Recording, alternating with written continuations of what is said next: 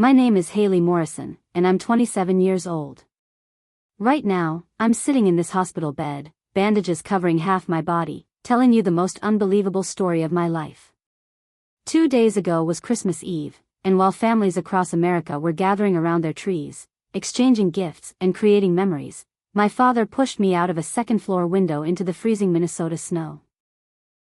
The temperature was -10 degrees Celsius, and I lay there for 2 hours, my body slowly shutting down, before anyone called for help. But what I didn't know then was that this was just the beginning of my nightmare. Before we dive into this story, I'd love to know where you're watching from. Drop your location in the comments below. If you're finding this story as shocking as I know it is, please hit that like button and subscribe for more real-life stories. Trust me, what happened next will leave you questioning everything you think you know about family. Let's get into it. To understand how Christmas Eve turned into a fight for my life, you need to know about my family. The Morrison family looked perfect from the outside. We lived in a gorgeous colonial house in Minneapolis, complete with a circular driveway and manicured gardens. My dad, Richard Morrison, 52 years old, built a real estate empire worth millions. He was the kind of man who commanded respect in boardrooms and country clubs alike. But behind closed doors, our family was anything but perfect. My mother died when I was 8 years old. Cancer took her slowly, and I watched this vibrant, loving woman fade away over 2 years of treatments that never worked. Dad remarried when I was 10 to Beverly Hartwell, a former nurse who was 15 years younger than him. Beverly was beautiful in that artificial way, blonde hair always perfectly styled, makeup never smudged, and a smile that never quite reached her eyes. She brought her son Kyle into our family. Kyle was 3 years older than me, Beverly's son from a previous relationship, though she never talked much about his father. 2 years after they married, Beverly gave birth to Amber, my half-sister. From the moment Amber drew her first breath, she became the center of the Morrison universe. Beverly made sure of that. Kyle, now 30, had always been Beverly's golden child, but Amber, now 24, was the princess who could do no wrong. And me? I was the reminder of Richard's first marriage, the ghost of a woman Beverly clearly resented. Growing up in that house taught me that love was conditional. Beverly had a way of making me feel like an intruder in my own home. When I achieved something at school, she'd find a way to diminish it. When I struggled, she'd make sure everyone knew it was because I was difficult or troubled. Kyle learned early that picking on me earned him favor with his mother, and Amber grew up believing she was entitled to everything while I deserved nothing. The gaslighting started small. Beverly would move my belongings and then act confused when I couldn't find them. She'd make plans for family outings and forget to include me. When I'd bring these things up to Dad, she'd have perfectly reasonable explanations that made me sound paranoid and ungrateful. Over the years, I learned to keep my mouth shut, to make myself small, to survive in a house where I was unwanted but trapped. When I turned 18, I couldn't get out fast enough. I went to college in Chicago, studied business, and built a life away from them. For nearly a decade, I kept my distance, visiting only on holidays and keeping conversations surface level. I built a career in marketing, had my own apartment, my own friends, my own world where I mattered. But life has a way of humbling you when you least expect it. 3 months ago, I lost my job. The company downsized, and despite my performance, I was among the cuts. My savings dwindled quickly in an expensive city, and when I couldn't make rent, I had nowhere else to turn.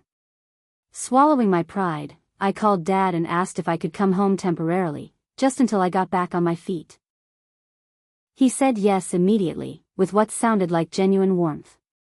For a moment, I thought maybe things had changed. Maybe we could be a real family. I should have known better. Moving back into my childhood bedroom felt like stepping into a time warp, except now I was a grown woman being treated like an unwelcome teenager. Beverly's hostility was immediate but subtle. She'd make comments about how challenging it must be for me to live with family again, how she hoped I wouldn't bring any negativity into their home. Kyle, who worked for Dad's company in some vague managerial role, made it clear he saw my return as a threat to his position. Amber, now a college senior, acted like having me around was a personal inconvenience. But what I didn't know was that Beverly had been planning my destruction from the moment Dad agreed to let me come home. She's a master manipulator, and she'd had years to perfect her craft on my father. Within weeks of my return, she started planting seeds of doubt about my character, my motives, my mental stability. It started with money. Beverly convinced Dad that some cash had gone missing from his home office, where he sometimes kept petty cash for household expenses. She made sure to mention how I'd been in there earlier that day, looking at family photos. When I denied taking anything, Beverly just nodded sympathetically and said she believed me, but I could see the doubt in Dad's eyes. Then Kyle stepped up his game. As someone with access to the company's files, he began doctoring documents to make it look like I was somehow involved in a deal that had gone wrong years ago. A major client had pulled out of a multi-million-dollar development project back when I was in college, costing the company enormous profits. Kyle created fake emails, backdated to look like they'd been sent from my college account, suggesting I'd been feeding information to competitors. The technical sophistication was beyond anything I would have thought Kyle capable of, but he'd clearly learned some new skills over the years. The most vicious attack came from Amber. Sweet, innocent Amber had apparently developed quite the talent for digital manipulation. She created a deepfake video of me apparently bad-mouthing the family to neighbors, calling Dad a failure and Beverly a gold digger. She sent it to several people in their social circle, and within days, Dad was getting calls from concerned friends asking if everything was okay at home. When he confronted me about it, I had no idea what he was talking about. The video looked so real that even I had a moment of doubt about my own memory. Beverly orchestrated it all like a symphony conductor, bringing each element together at precisely the right moment. She scheduled a family meeting for Christmas Eve morning, ostensibly to clear the air before the holidays. But it was really a trial, with me as the accused and my family as judge, jury, and executioner. Christmas Eve dinner was supposed to be a celebration, but Beverly turned it into a confrontation. She prepared Dad's favorite meal, prime rib with all the fixings, and made sure he had plenty of his favorite whiskey throughout the day. By dinner time, he was already 3 drinks in and receptive to her manipulation. That's when she presented her evidence against me. The missing money, the fake emails, the doctored video, a dozen small incidents over the past months that she'd carefully documented and twisted to paint me as an ungrateful, destructive force in their happy home. Kyle and Amber backed her up with perfectly coordinated testimonies about my erratic behavior and jealous outbursts. Dad's face grew redder with each accusation, his hands shaking with rage and alcohol. When I tried to defend myself, Beverly just shook her head sadly and said, "Honey, I know this must be hard to hear, but we're family. We love you, but we can't enable this behavior anymore." That's when I knew I was truly alone. Even in a room full of people who shared my blood, I was completely isolated. The argument escalated quickly. Dad started yelling about betrayal, about how he'd opened his home to me and I'd repaid him with lies and theft. I fought back, demanding proof, challenging their manufactured evidence, but that only made him angrier. Beverly sat quietly, occasionally adding gentle corrections or concerned observations, all while secretly recording everything on her phone. What I didn't know until later was that Beverly had edited that recording, cutting out her own voice and Kyle and Amber's contributions, leaving only my increasingly desperate responses. In the edited version, I sounded unhinged, aggressive, like I was attacking an innocent family for no reason. The moment that changed everything came when I stood up from the dinner table, frustration and pain overwhelming me. "You want me gone so badly?" I shouted. "Fine. I'll leave right now." I headed for the stairs to pack my things, but Dad, drunk and furious, grabbed my arm. We struggled at the top of the stairs, and that's when I made the mistake of pulling away too hard. But I wasn't the one who fell. Dad stumbled backwards, steadying himself against the wall. For a moment, we just stared at each other, both breathing hard. That's when I saw something shift in his eyes, something cold and calculating that I'd never seen before. Without warning, without a word of explanation, he grabbed me by the shoulders and shoved me toward the window at the end of the hallway. The window was old, one of those large Victorian-style panes that Dad had never bothered to update for safety. One hard push was all it took. The glass shattered around me as I fell through, and for a terrifying moment, I was airborne, 20 feet above the snow-covered ground below. The impact knocked the wind out of me completely. I landed hard in a snowdrift, the freezing crystals immediately soaking through my clothes and burning against my skin. For the first few minutes, I couldn't move, couldn't breathe, couldn't process what had just happened. My ribs felt like they were on fire, and every breath was a struggle. Snow had gotten inside my mouth and nose when I hit, and I spent precious minutes coughing and gasping, trying to clear my airways. The temperature was -10 degrees Celsius, and I was wearing nothing but jeans and a sweater. No coat, no boots, no gloves. The wind cut through my clothes like they were made of paper, and within 15 minutes, I couldn't feel my fingers or toes. The snow around me was deep, at least 3 feet, and every attempt to move sent sharp pains through my chest. I was pretty sure I'd broken at least 2 ribs, and my left shoulder felt dislocated. What kept me conscious during those first critical minutes was sheer disbelief. My father, the man who'd taught me to ride a bike and walk me down the aisle at school dances, had just thrown me out of a second-story window. The family I'd come home to, hoping for reconciliation and healing, had orchestrated my destruction so completely that I was now lying in the snow, possibly dying, while they sat warm inside their house. As the cold began to numb the physical pain, my mind started wandering to memories of my mother. She'd been the only person in that house who'd ever truly loved me, and losing her had left a void that no one else had ever tried to fill. I remembered how she used to tell me bedtime stories about princesses who saved themselves, who didn't need anyone else to rescue them. "You're stronger than you know, baby girl," she'd whisper when I'd wake up from nightmares. "Promise me you'll always remember that." Those words became a mantra as hypothermia began setting in. My body was shutting down systematically, starting with my extremities. I could no longer move my fingers, and my feet had gone completely numb inside my soaked sneakers. My thinking became fuzzy, and I had to fight the overwhelming urge to just close my eyes and sleep. Sleep meant death, and I wasn't ready to die. Not like this. Not because of them.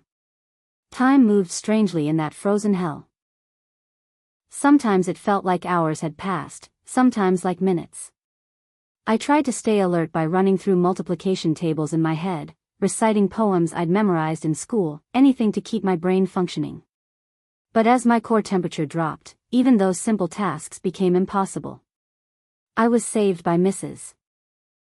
Eleanor Patterson, our 70-year-old neighbor who suffered from insomnia and happened to be looking out her kitchen window when she saw a dark shape in our backyard that hadn't been there earlier. At first, she thought it might be a fallen branch from the storm the week before, but something about the shape bothered her. She bundled up, grabbed a flashlight, and came over to investigate.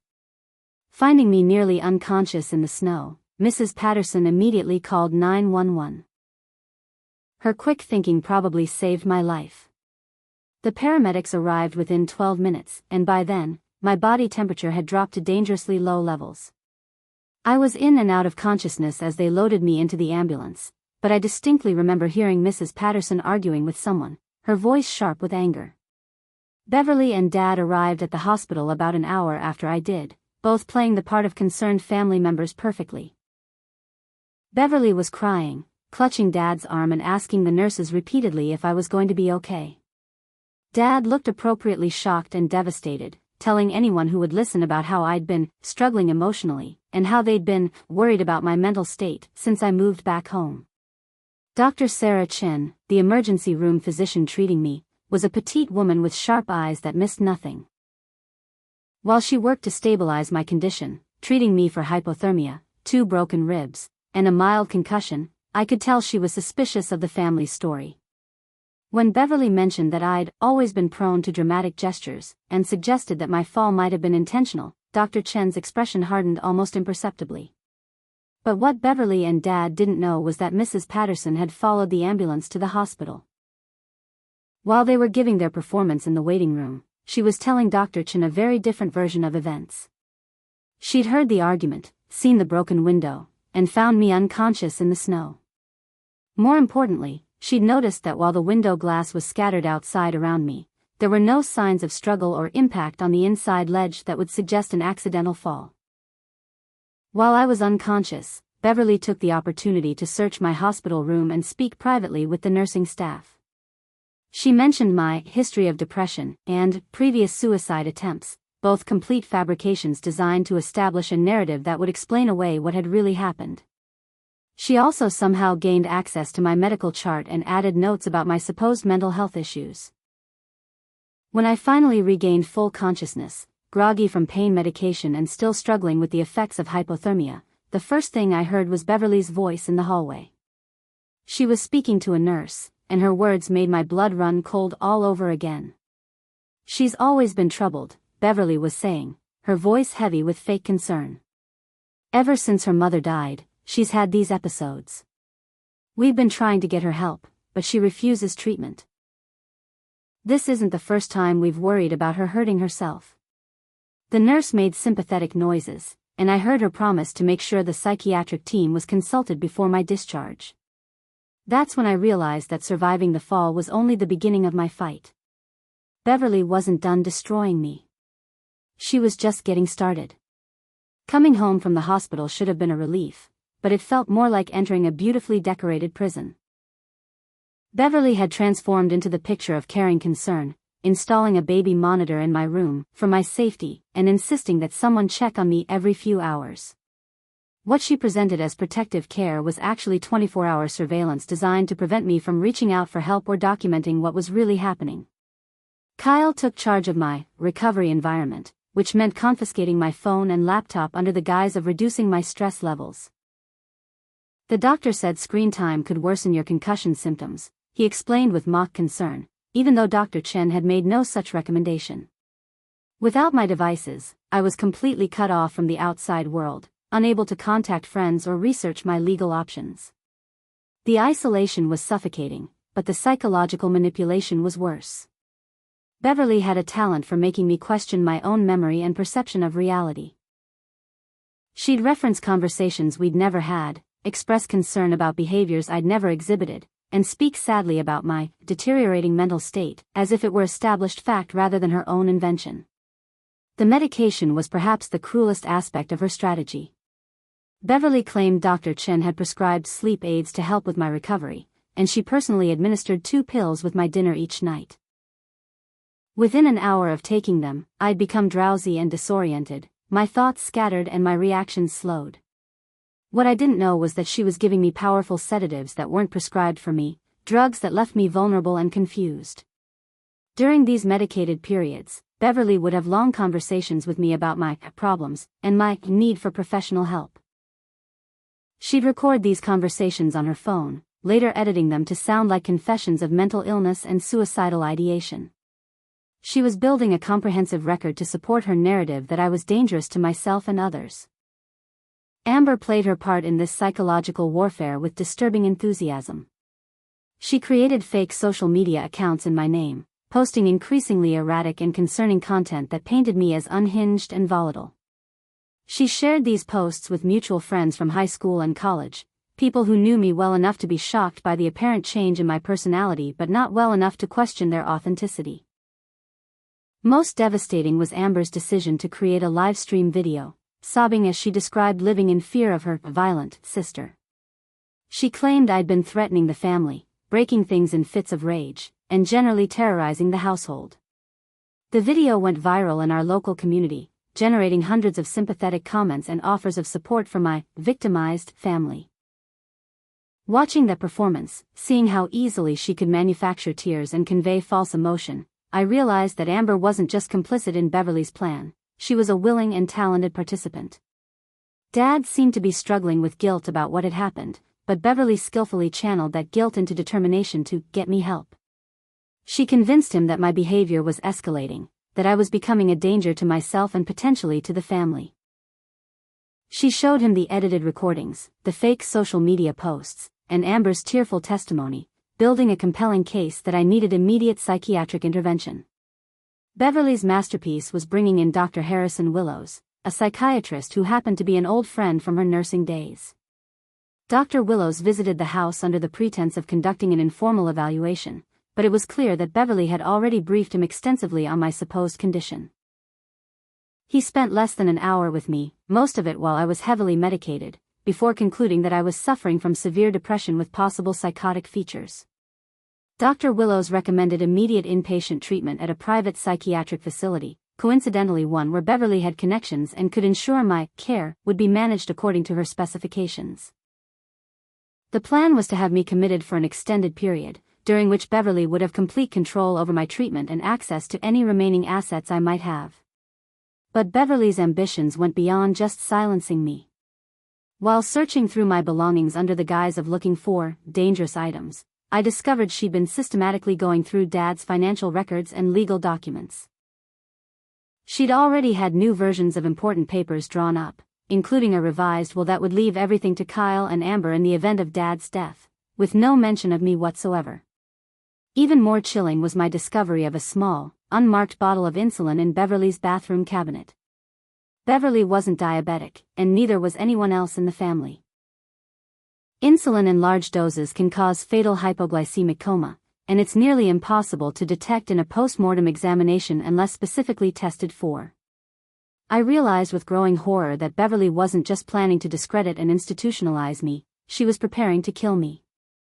The final piece of her plan became clear when I overheard her on the phone with Dr. Willows, discussing my treatment options. They talked about how patients with severe depression and psychotic symptoms sometimes became non-responsive to conventional treatments, and how such cases occasionally resulted in tragic outcomes, despite the best medical care. Beverly was laying the groundwork for my death to appear like suicide, a mentally ill young woman who couldn't be saved despite her family's loving efforts. That night, as I lay in my childhood bed listening to Beverly's footsteps in the hallway outside my room, I understood that my survival depended on escaping not just the house, but the entire web of lies and false documentation she'd created around me. I had to find a way to prove what was really happening before she succeeded in either institutionalizing or killing me. But with no phone, no internet access, and medication that left me barely functional, escape seemed impossible. The next morning would bring Beverly's first attempt to complete her plan, and I would discover that I wasn't as alone as I thought. Salvation came from the most unlikely source. Mrs. Patterson, the elderly neighbor who'd found me in the snow, had been more observant than anyone realized. Despite Kyle's intimidation tactics and Beverly's attempts to discredit her as a confused old woman, Mrs. Patterson had been conducting her own investigation into my family's behavior. It started with a soft knock on my bedroom window at 3 a.m. Mrs. Patterson had climbed a ladder to reach my second-floor room, determined to check on me despite the risk to her 70-year-old bones. She'd brought something that changed everything, a video recording from her home security system that showed the entire incident on Christmas Eve. The footage was damning. It clearly showed Dad grabbing me and pushing me toward the window, the glass breaking, and my body falling into the snow below. More importantly, it captured the family's reaction in the minutes after I fell. Instead of rushing to help me, Beverly had calmly walked to the window, looked down at my motionless form, and then spent several minutes cleaning up the glass from inside the house before anyone called for help. Mrs. Patterson had also documented Beverly's late-night activities over the past weeks. Her insomnia had turned into an unexpected surveillance operation, and she'd recorded Beverly sneaking around the property, entering and leaving the house at odd hours, and meeting with unfamiliar people in parked cars down the street. Something was clearly wrong, and Mrs. Patterson was determined to help me prove it. She'd also contacted her nephew, Thomas Reed, a 32-year-old private investigator who specialized in family disputes and domestic abuse cases. Thomas had been quietly investigating my family for the past week, and what he'd uncovered was worse than I'd ever imagined. Beverly's nursing career hadn't ended voluntarily. She'd been fired from 3 different hospitals over a 15-year period, always for suspicions related to patient deaths and unexplained medical incidents. While never formally charged with any crimes, she'd left a trail of suspicious fatalities wherever she worked. Elderly patients would suddenly experience cardiac episodes or respiratory failure despite being in stable condition. The deaths were always explainable through natural causes, but the statistical probability of Beverly being present for so many unexpected deaths was virtually impossible. Kyle's background was equally disturbing. He'd been accused of sexual assault twice during his college years, but both cases had been quietly settled with substantial financial payments from Dad's legal team. More recently, Kyle had been running a sophisticated financial fraud operation through Dad's company, skimming money from client accounts and falsifying construction cost reports. Dad either didn't know or was willfully ignoring his stepson's criminal activities. Amber's innocent college student persona was also a facade. She'd been operating a drug distribution network on her campus, using her sorority connections to move pills and powder to wealthy students. Her social media skills weren't just used for entertainment. She'd been blackmailing fellow students with compromising photos and videos, extorting money and favors to maintain her lifestyle. But the most shocking revelation involved Kyle's true parentage. Thomas's investigation had uncovered that Beverly had lied about Kyle's father from the beginning. Kyle wasn't the product of a previous relationship that had ended badly. He was the result of Beverly's affair with a married doctor while she was working at her first hospital job. When the doctor refused to leave his wife, Beverly had used her knowledge of his prescription drug abuse to extort money from him for years. Even more devastating was Thomas's discovery about my mother's death. Beverly hadn't met Dad after Mom died. She'd been Mom's nurse during her final months of cancer treatment. Medical records that Thomas had obtained through legal channels showed unexplained complications in Mom's treatment, sudden setbacks that coincided with Beverly's shifts, and medication discrepancies that were never properly investigated. Beverly had been slowly poisoning my mother, prolonging her suffering while positioning herself as the compassionate caregiver who was helping Dad cope with his wife's illness. She'd murdered my mother to steal her husband and her life, and she'd been planning to do the same to me from the moment I'd returned home. The insulin I'd found in her bathroom wasn't for an immediate attack, it was her backup plan in case the psychiatric commitment strategy failed. Beverly's preferred method was more subtle. She'd been gradually increasing the dosage of the sedative she was giving me, planning to eventually overdose me while making it appear like a suicide by someone who'd been struggling with depression and mental illness. Thomas had documented everything: the forged medical records, the financial fraud, the pattern of suspicious deaths, and the evidence of my mother's murder. But he warned me that Beverly was preparing to accelerate her timeline. Her conversation with Dr. Willows about my treatment wasn't just about commitment. They were discussing how quickly they could justify transferring me to a facility where Beverly would have complete control over my medication and medical care. We had perhaps 48 hours before Beverly made her move, and in that time, we had to gather enough evidence to not only save my life but ensure that justice was served for my mother and all the other victims of Beverly's decades-long killing spree. The plan Thomas outlined was dangerous but necessary. We would have to catch Beverly in the act of attempting to poison me, recording her confession while she believed she was in complete control. It meant I would have to continue pretending to be drugged and helpless while actually documenting her crimes. One mistake, one moment of suspicion from Beverly, and I would end up dead like my mother. As Mrs. Patterson climbed back down her ladder and Thomas prepared to set up surveillance equipment, I realized that the scared, isolated girl who'd been thrown from the window was gone. In her place was someone harder, someone determined not just to survive but to make sure Beverly paid for every life she'd destroyed. The war was about to begin, and this time, I would be ready. Beverly made her move the next evening, earlier than Thomas had predicted. She'd apparently grown suspicious of my recent behavior, noticing that I seemed more alert despite the medication she'd been giving me. Her paranoia accelerated her timeline, and she decided to end things immediately rather than risk exposure. Dinner was early that night, just the two of us in the kitchen while Dad worked late and Kyle and Amber were conveniently absent. Beverly had prepared my favorite meal from childhood, chicken and dumplings, the same dish my mother used to make when I was sick. The irony wasn't lost on me, she was using my mother's recipe to kill me. What Beverly didn't know was that Thomas was monitoring everything through the microcameras he'd installed throughout the house while the family was away. Mrs. Patterson was also watching from her kitchen window, ready to call 911 the moment things went wrong. I was wearing a wire under my sweater, recording everything for the evidence file that would ensure Beverly could never hurt anyone else. As I ate, Beverly made casual conversation about my progress, and how proud she was of how well I was handling my treatment. She mentioned that Dr. Willows would be visiting tomorrow to evaluate whether I was ready for the next phase of my care.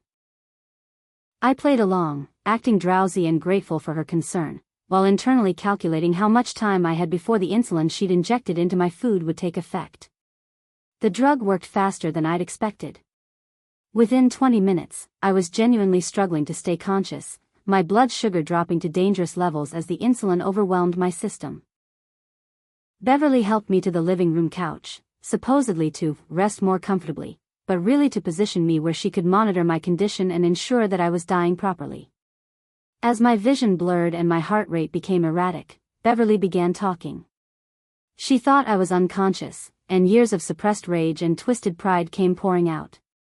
She confessed everything. Murdering my mother, planning my death, manipulating Dad, covering up Kyle's crimes, enabling Amber's drug operation. She described each victim in clinical detail, proud of her ability to kill without detection, contemptuous of the families who'd trusted her with their loved ones' lives. "Your precious mother was so trusting," Beverly said, her voice filled with venom. "She actually thanked me for taking such good care of her while I was slowly poisoning her. And your father was so grateful for my support during her illness that he never questioned how quickly I moved into her place." Pathetic.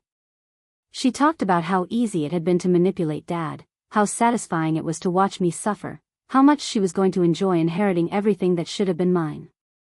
But she'd made one critical error: she'd underestimated my survival instinct and the loyalty of people who truly cared about me. Thomas burst through the front door just as I was losing consciousness, Mrs. Patterson right behind him with a glucose injection that would counteract the insulin poisoning. But Beverly wasn't going down without a fight. Seeing that her plan had failed and her crimes were exposed, she became desperate and dangerous. Kyle arrived within minutes, apparently summoned by Beverly's frantic phone call. He brought a gun, claiming he was there to rescue me from Thomas, who he described as a dangerous intruder who was holding me against my will. Kyle had clearly been briefed on this backup plan, and he was prepared to kill both Thomas and Mrs. Patterson to protect his mother and their criminal enterprise. What followed was chaos. Beverly was screaming about how we were all trying to destroy her family, how she'd sacrificed everything to protect Kyle and Amber, how ungrateful and treacherous I was. Kyle was waving the gun around, high on something that made him paranoid and unpredictable. Thomas was trying to keep everyone calm while calling for police backup. In the midst of this confrontation, Amber arrived and immediately began filming everything on her phone. But instead of calling for help or trying to de-escalate the situation, she was live-streaming the chaos, providing her own twisted commentary about how her family was being attacked by crazy people. Even in this crisis, she saw an opportunity for social media attention and victim sympathy. Amber had also hacked into the hospital's computer system remotely, attempting to delete any medical records that might contradict Beverly's narrative about my mental health. She was systematically erasing evidence of the insulin poisoning and trying to alter Dr. Chen's original treatment notes to support claims that I'd been suicidal and self-harming. Dad finally arrived home in the middle of this nightmare, walking into a scene that must have looked like something from a horror movie. His wife was screaming confessions to multiple murders, his stepson was pointing a gun at his neighbors, his daughter was having an insulin reaction on the couch, and his youngest child was filming everything for social media content. For a moment, I thought Dad might finally see Beverly for what she truly was. His face showed shock, confusion, and the beginning of understanding as Beverly's words sank in. But Beverly, even in her desperation, knew exactly how to manipulate him. She immediately claimed that Thomas had forced her to say those things, that she was being threatened and coerced, that everything she'd confessed was false and staged. She threatened to kill herself rather than be taken alive, pulling a kitchen knife and holding it to her own throat while claiming that losing Dad and the children would make her life meaningless. It was emotional blackmail designed to stop him from supporting the evidence against her, and for a terrible moment, it worked. Dad stepped between Beverly and the police who had finally arrived, begging everyone to calm down and talk things through. That's when Beverly made her final, fatal mistake. Seeing that Dad was wavering, she decided to eliminate the threat to her freedom permanently. She lunged at Mrs. Patterson with the knife, apparently believing that killing the witness who'd started the investigation would somehow solve her problems. Thomas tackled Beverly before she could hurt Mrs. Patterson, but the struggle sent both of them crashing through the glass patio door onto the deck outside. Beverly was screaming that she'd rather die than go to prison, that no one understood the sacrifices she'd made, that everyone was conspiring against her. In the end, Beverly chose her own exit rather than face justice for her crimes. She broke free from Thomas and ran to the edge of the deck, which overlooked a 30-foot drop to the concrete patio below. Without hesitation, without any final words or dramatic gestures, she jumped. The sound of impact was something I'll never forget, a finality that ended 20 years of lies, manipulation, and murder.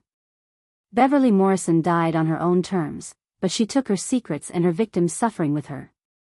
In death, she denied us the satisfaction of seeing her face the full consequences of her actions. As the paramedics worked to stabilize my condition and the police began processing the crime scene, Kyle and Amber were arrested. The evidence Thomas had gathered, combined with Beverly's recorded confessions, made their prosecution inevitable. Dad collapsed in a chair, staring at Beverly's covered body in the yard, finally understanding that the woman he'd loved and trusted had murdered his first wife and nearly killed his daughter. The nightmare was over, but the work of rebuilding our shattered lives was just beginning. The aftermath of that night transformed our family and our community. Beverly's death made local and national news, not just because of the dramatic circumstances, but because of the scope of her crimes. Thomas's evidence led to investigations at every hospital where she'd worked, resulting in the exhumation of several bodies and the reopening of dozens of suspicious death cases. Kyle's prosecution was swift and merciless. The combination of sexual assault allegations, financial fraud, gun charges, and conspiracy to commit murder resulted in a 25-year sentence. His arrogance crumbled completely when he realized that Beverly's death meant he had no one to protect him anymore.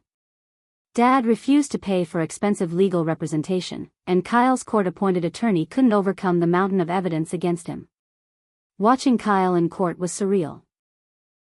The confident, entitled young man who'd tormented me for years looked small and defeated in his orange jumpsuit.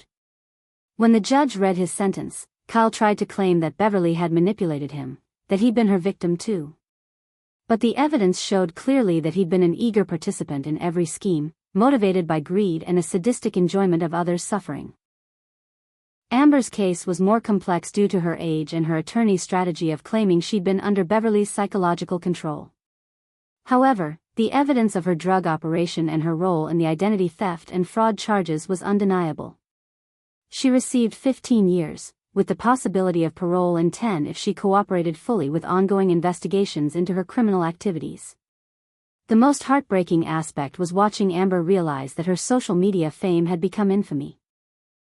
Videos of her live streaming during the crisis had gone viral, but not in the way she'd intended. People were horrified by her callousness, by her ability to perform for the camera while her family imploded around her. She became a symbol of how social media culture could create monsters out of ordinary people. Dad's legal situation was more complicated. While he hadn't been directly involved in Beverly's crimes, he'd been willfully blind to obvious warning signs and had enabled her behavior through financial support and emotional protection. He wasn't charged with any crimes, but civil suits from Beverly's victims' families consumed most of his assets. The most significant financial judgment came from my mother's estate. When the truth about her murder came out, the legal system treated her death as a wrongful death lawsuit. Since I was her only surviving heir, I was awarded $3 million from Dad's assets as compensation for his negligence in allowing Beverly access to Mom's medical care. Dad aged dramatically during the trial process. Seeing him testify about his relationship with Beverly, admitting how he'd ignored evidence and dismissed concerns from people who tried to warn him, was painful to watch. He'd lost everything: his wife, his fortune, his stepchildren, and his relationship with me. But for the first time in 20 years, he was also free from Beverly's manipulation. The hospital investigations revealed Beverly's true scope of destruction. Over her career, she was linked to at least 15 suspicious deaths, though the actual number was probably much higher. Families who'd lost loved ones under her care finally had answers, even if justice came too late to ease their pain. Mrs. Patterson became a local hero, praised for her courage in exposing Beverly's crimes. She testified at every trial, her sharp memory and careful documentation providing crucial evidence. Thomas's investigation was featured in several true crime documentaries, establishing him as an expert in family-based criminal enterprises. For me, the legal proceedings were both vindication and trauma. Having to relive Beverly's abuse, describe the psychological warfare, and explain how completely she'd isolated me was exhausting. But seeing Kyle and Amber in handcuffs, knowing they'd never be able to hurt anyone else the way they'd hurt me, made every difficult moment worthwhile. The media attention was overwhelming. Our story had everything journalists loved: family betrayal, hidden murders, dramatic confrontations, and a survivor's triumph over evil. But I learned to use that attention purposefully, speaking out about the warning signs of family abuse and the importance of believing victims even when their abusers seem respectable and loving. Dr. Chen testified about the medical evidence of abuse, explaining how Beverly's pattern of sedating me and falsifying my mental health records was consistent with long-term psychological torture designed to destroy my credibility and isolate me from help. Her professional testimony helped establish that what Beverly had done was systematic and premeditated, not the actions of a woman driven to desperation. The most satisfying moment came when Dr. Willows was stripped of his medical license for his role in Beverly's plan. His willingness to diagnose me without proper examination, to recommend institutionalization based on falsified evidence, and to participate in what amounted to a kidnapping conspiracy, destroyed his career and reputation. 6 months after Beverly's death, all the criminal cases were resolved, and the civil suits were settled. I was awarded full control of the family assets that remained, including the house where so much trauma had occurred. My first act was to sell it and use the proceeds to establish a foundation for domestic abuse survivors. Dad moved to a small apartment across town, working part-time at a friend's business and attending therapy to process his role in Beverly's crimes. Our relationship was complicated. He was still my father, but he was also the man who'd thrown me out of a window and enabled my mother's murder through his willful blindness. We met occasionally for coffee, awkward conversations where we tried to rebuild some kind of connection while acknowledging that our relationship would never be the same. He was genuinely remorseful, but remorse couldn't undo 20 years of choosing Beverly over me, of allowing her to poison our family with her lies and manipulation. The justice system had done its work, but the real challenge was learning how to live with the knowledge of what my family had been capable of. Healing would require more than legal victories. It would require rebuilding my entire understanding of trust, family, and home. 6 months after Beverly's death, I made the decision to leave Minneapolis entirely. The city held too many painful memories, and I needed to start fresh somewhere that didn't constantly remind me of my family's crimes. I chose Seattle, drawn by its reputation for innovation and its distance from everything I was trying to escape. The move felt symbolic, like shedding a skin that no longer fit. I legally changed my name to Emma Haley Reed, honoring both my mother's middle name and Mrs. Patterson's maiden name. Thomas had proposed during the trial proceedings, and taking his surname felt like claiming a new identity built on love and trust rather than blood and obligation. Our relationship had developed slowly, carefully, with both of us understanding that trauma had shaped who we'd become.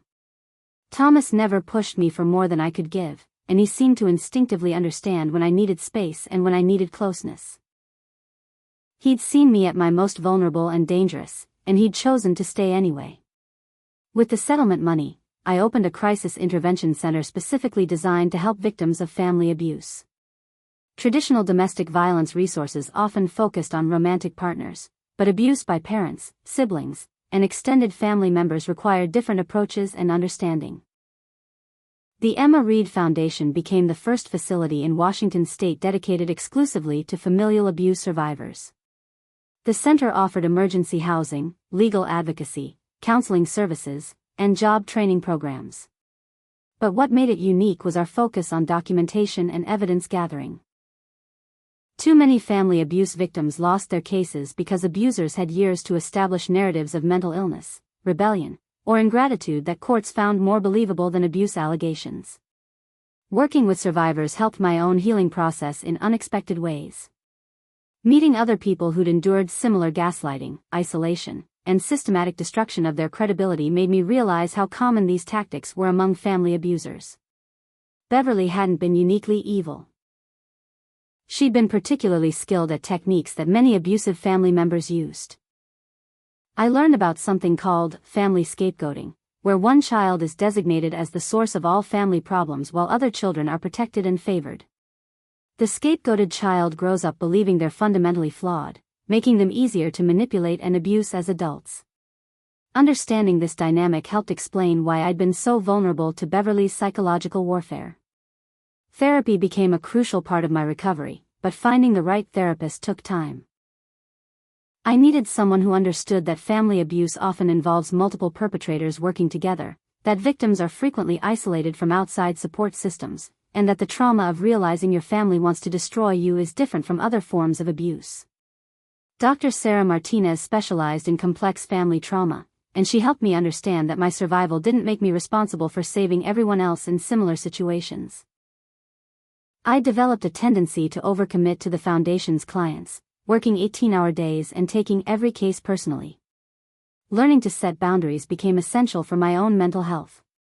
The Foundation's success brought media attention, speaking engagements, and requests for consultation from law enforcement agencies dealing with family abuse cases.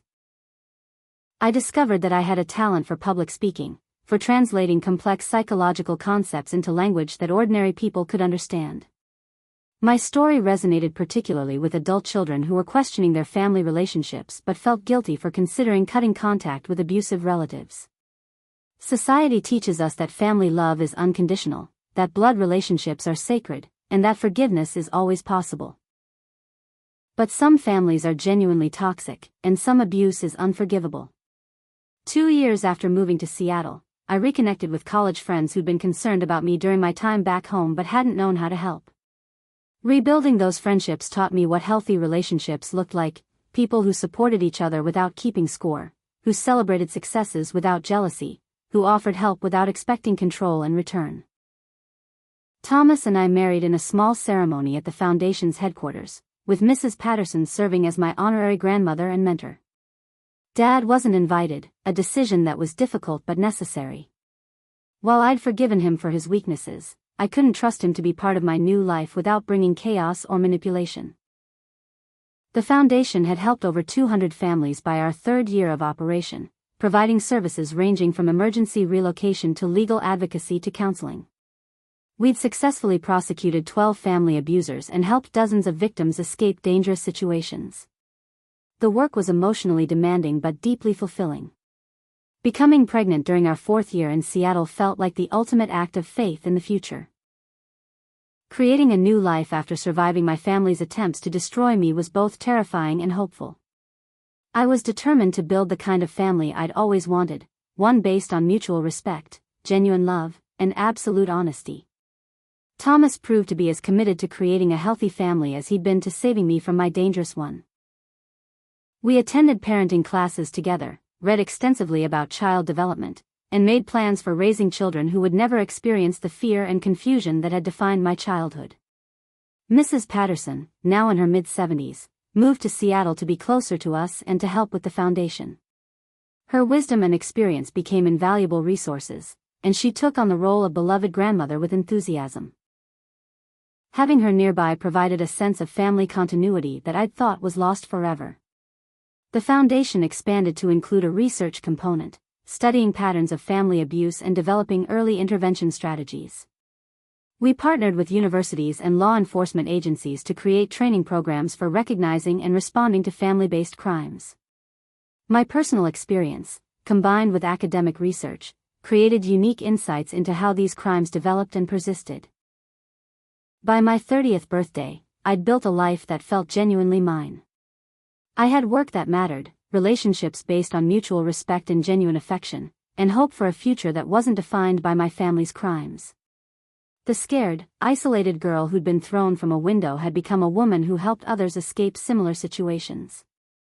The Foundation received a major grant to expand nationwide, and I found myself traveling frequently to speak at conferences and consult on difficult cases. Each presentation began with my story, but it always ended with hope, proof that survival was possible, that recovery was achievable, and that family abuse didn't have to define someone's entire life. I'd learned that healing wasn't about forgetting what happened or pretending it didn't matter. It was about integrating the experience into a broader understanding of who I was and what I was capable of achieving. Beverly had tried to destroy me, but instead, she'd helped me discover strength I didn't know I possessed. 3 years have passed since that Christmas Eve night that changed everything.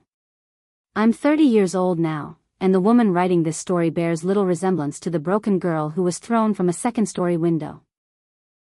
I'm 8 months pregnant with our first child, a daughter we've decided to name Grace Eleanor Reed, honoring both the concept of unmerited favor and the brave woman who saved my life.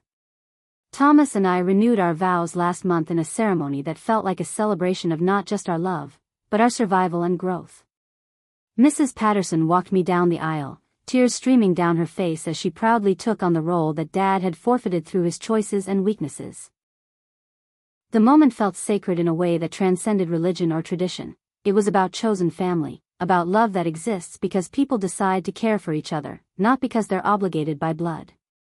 The Emma Reed Foundation has become a national model for family abuse intervention. We've helped over 800 families escape dangerous situations, and our research has influenced policy changes in 12 states. What started as my personal quest for justice has grown into a movement that's changing how society understands and responds to family-based crimes.